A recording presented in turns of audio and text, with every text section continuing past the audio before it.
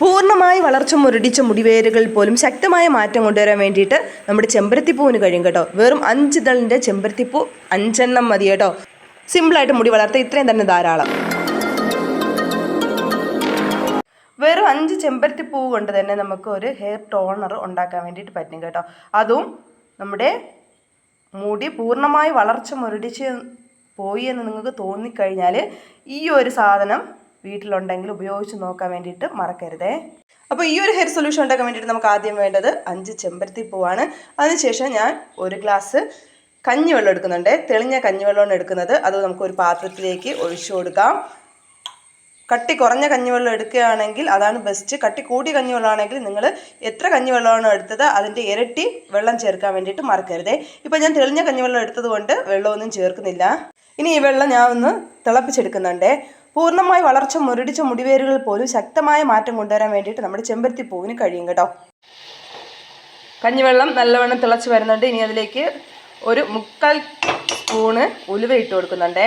ഇത് നല്ലവണ്ണം തിളച്ച് വരുന്ന സമയത്ത് നമ്മുടെ കഞ്ഞിവെള്ളത്തിൻ്റെ കളറൊന്ന് പെയിൽ യെല്ലോ കളറായി മാറും കേട്ടോ.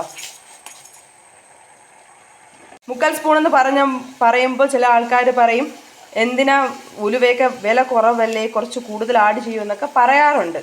ഒരു ദിവസം ഞാൻ കരിഞ്ജീരകത്തിൻ്റെ വീഡിയോ ഇട്ടപ്പോൾ ഒരു പാക്കറ്റ് 10 രൂപ എന്നാണ് പറഞ്ഞത്. അതിൽ ഞാൻ 1/2 സ്പൂണേ എടുത്തിട്ടുള്ളായിരുന്നു ആ ഒരു ഹെയർ സൊല്യൂഷൻ ഉണ്ടാക്കാൻ വേണ്ടിയിട്ട്. അപ്പോൾ കമൻറ്റിൽ കുറച്ച് ആൾക്കാർ പറയുന്നുണ്ടായിരുന്നു 10 രൂപയല്ലേ വിലയുള്ളൂ, എന്തിനാ ഇത്ര പിശുക്ക് കാണിക്കുന്നത്, 1 സ്പൂൺ ഫുൾ ഇട്ടൂടെ എന്നൊക്കെ. പക്ഷെ അങ്ങനെയല്ല. നമ്മുടെ വെള്ളം, നമ്മൾ എടുക്കുന്ന വെള്ളം, ബാക്കി ഐറ്റംസിൻ്റെ ക്വാണ്ടിറ്റി അനുസരിച്ചിട്ട് വേണം നമ്മൾ എടുക്കാൻ വേണ്ടിയിട്ട്. എല്ലാത്തിനും അതിൻ്റേതായ സമയമില്ല. ഈ ദാസ എന്ന് പറയുന്നത് പോലെ എല്ലാത്തിനും അതിൻ്റേതായ അളവുണ്ട് കേട്ടോ. അത് നിങ്ങൾ മറക്കരുത്. തിളച്ചുകൊണ്ടിരിക്കുന്ന ഈ വെള്ളത്തിലേക്ക് തന്നെ നമുക്ക് നമ്മുടെ ചെമ്പരത്തിപ്പൂ ഇട്ട് കൊടുക്കാവേ. ചെമ്പരത്തിപ്പൂ ഇടുന്ന സമയത്ത് തന്നെ നിങ്ങൾക്കറിയാം നല്ല കളർ ചേഞ്ച് ആവും കേട്ടോ.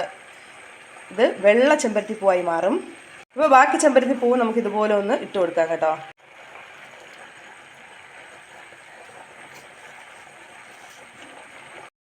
വെള്ളത്തിന് മുകളിൽ പൊങ്ങി കിടക്കുന്ന പൂവിനെയെല്ലാം നമുക്ക് വെള്ളത്തിനടിയിലേക്ക് ആക്കി കൊടുക്കുക. എങ്കിൽ മാത്രമേ നല്ല രീതിയിൽ അത് ഇളകത്തുള്ളൂ. ഇനി നല്ലവണ്ണം നമുക്ക് ഇതൊന്ന് ഇളക്കി കൊടുക്കാം.